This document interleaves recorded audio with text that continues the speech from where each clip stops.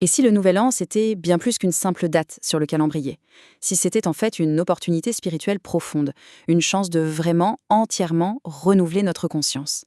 Eh bien, selon les enseignements du yoga intégral, c'est exactement ça. Alors, on va plonger ensemble dans ce protocole assez unique pour voir comment ça marche.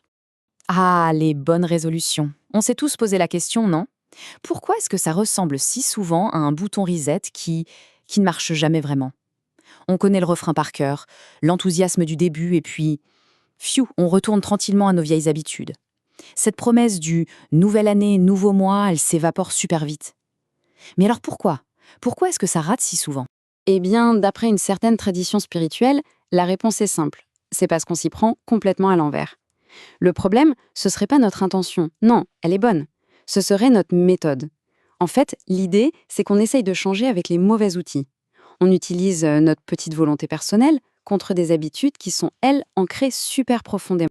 Parce que voilà, le nouvel an, ce n'est pas juste une date sur le calendrier, c'est une porte. Et ça, c'est vraiment la métaphore clé de tout ce qu'on va voir. Le passage à la nouvelle année est vu comme une ouverture, un vrai portail. Mais une porte qui mène où exactement? Et surtout, comment est-ce qu'on fait pour la franchir, cette porte, de la bonne manière? C'est précisément ce qu'on va explorer maintenant. Alors, premier point, allons au-delà des simples résolutions. Tout commence par un changement de perspective radical. L'idée, ce n'est pas d'améliorer ce qui existe déjà, mais de faire naître quelque chose de complètement nouveau. Et pour ça, il faut saisir la différence énorme entre une résolution et un concept bien plus puissant. Et voilà cette fameuse distinction. C'est vraiment crucial. D'un côté, on a la résolution. Ça vient de l'ego. C'est le fameux «je vais faire ça». Ça repose uniquement sur notre petite volonté personnelle qui est, disons-le, limitée. Et de l'autre côté, on a l'aspiration. Ça, c'est tout autre chose. C'est un appel qui vient de l'âme. Ce n'est plus un «je vais», mais un «que cela se fasse en moi». On n'est plus seul, on invite une force bien plus grande à agir.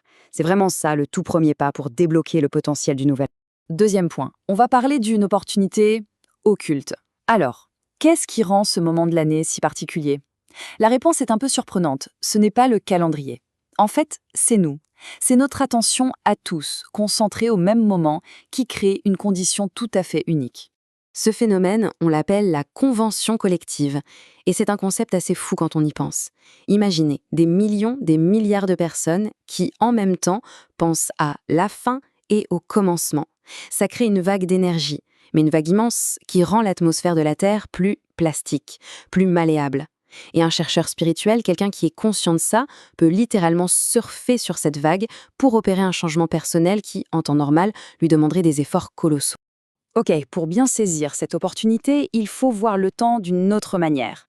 Il y a d'abord le temps linéaire, celui qu'on connaît tous. Passé, présent, futur, tout est lié, c'est le karma. Le but, c'est de s'en défaire, de secouer ce passé. Comment? En utilisant le silence de minuit. C'est un moment perçu comme étant hors du temps, une parenthèse d'intemporalité pour se déconnecter de tout ça. Et après, le but, c'est d'entrer dans ce qu'on appelle le temps supramental. Là, c'est une autre dimension, le passé est dissous. Et le futur n'est plus une conséquence, c'est une création, une page blanche. Allez, troisième partie, le grand nettoyage. On passe au concret, à la préparation. Parce qu'avant que la fameuse porte ne s'ouvre à minuit, il y a un vrai travail de nettoyage à faire. Et attention, c'est un nettoyage à la fois intérieur et extérieur. Alors, ce protocole, il se fait en 4 étapes assez claires. D'abord, on fait le bilan de l'année, mais de façon détachée, pas pour se plaindre, juste pour voir ce qu'on doit lâcher. Ensuite, deuxième étape, on brûle ces attachements.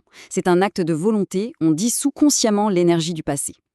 Troisièmement, et ça c'est très concret, on met de l'ordre. On range sa chambre, on trie ses papiers, parce que le bazar extérieur, c'est souvent le reflet du bazar intérieur. Et enfin, dernière étape, le silence. On conserve son énergie, on évite les discussions inutiles qui nous vident, toute l'énergie doit être concentrée pour le passage. Et cette citation, elle résume parfaitement l'esprit de ce nettoyage. C'est tellement plus qu'un simple rangement de printemps, c'est un acte de sincérité radical. C'est l'idée de laisser tomber tous les masques, toutes les fausses images qu'on a pu porter pendant l'année, pour arriver nu, vrai, devant le seuil de la nouvelle année. On arrive au point culminant. Quatrième partie, la transition de minuit. Le moment précis du passage, l'heure zéro. Là, on parle d'un moment de tension spirituelle maximale. C'est vraiment là que tout se joue. La vérité ou l'abîme? Waouh! Le message est direct, on peut le dire. L'enjeu est juste énorme. On n'est plus du tout dans le bonne année, bonne santé. Là, on parle d'un choix fondamental qui va colorer toute l'année qui vient. Mais alors, c'est quoi cet abîme? Alors non, l'abîme, ce n'est pas un lieu. Ce n'est pas un enfer sorti de la mythologie. C'est un état psychologique. Un état très très concret. C'est quoi? C'est le repli sur soi causé par la peur. C'est l'amertume du cynisme. C'est l'étroitesse de l'égoïsme et de l'intérêt personnel. Donc, pour l'éviter, pour choisir la vérité, il faut consciemment cultiver le contraire. La foi qui ouvre, la confiance qui se donne et la consécration qui nous fait sortir de notre petit moi. Concrètement, comment se passe cette transition? D'abord, l'atmosphère, un silence. Mais pas un silence vide, un silence massif, conscient, plein d'énergie. Ensuite, l'action, une méditation collective, pile à l'heure zéro, ayant un véhicule pour aider, une musique spéciale pour le nouvel an. Et l'instruction est très claire. Ce n'est pas une musique qu'on analyse avec sa tête. Non, il faut plonger dedans, se laisser emporter par les vibrations pour aller au-delà de la conscience ordinaire. Et on arrive à la 5e et dernière partie, la nouvelle naissance. Si tout ce protocole a été bien suivi, le résultat, ce n'est pas juste une petite amélioration de soi. Non, c'est une véritable renaissance spirituelle. Un départ à zéro, complètement neuf, totalement libéré du poids du passé. Soyons clairs sur ce que ça veut dire, une nouvelle naissance. Ce n'est pas juste une jolie métaphore, c'est un véritable événement intérieur. C'est le moment où notre personnalité habituelle, avec tout son package d'habitudes, de réactions, d'ego, eh bien elle se met de côté, et elle laisse la place à une conscience plus profonde, plus vraie, qui prend les commandes. C'est littéralement naître à une nouvelle version de soi. Et ce qui est intéressant, c'est de voir comment cette idée a évolué dans le temps. Si on regarde les messages du Nouvel An sur plusieurs décennies, dans les années 30, le focus était très individuel, la purification de soi.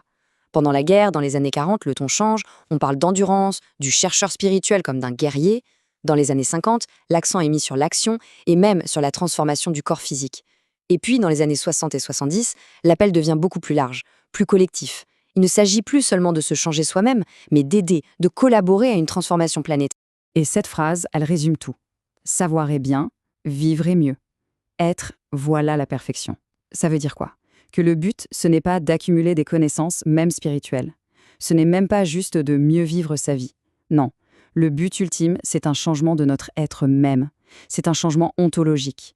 Passer de « je comprends » à « je suis ». Et on va finir avec cette pensée qui retourne un peu le cerveau.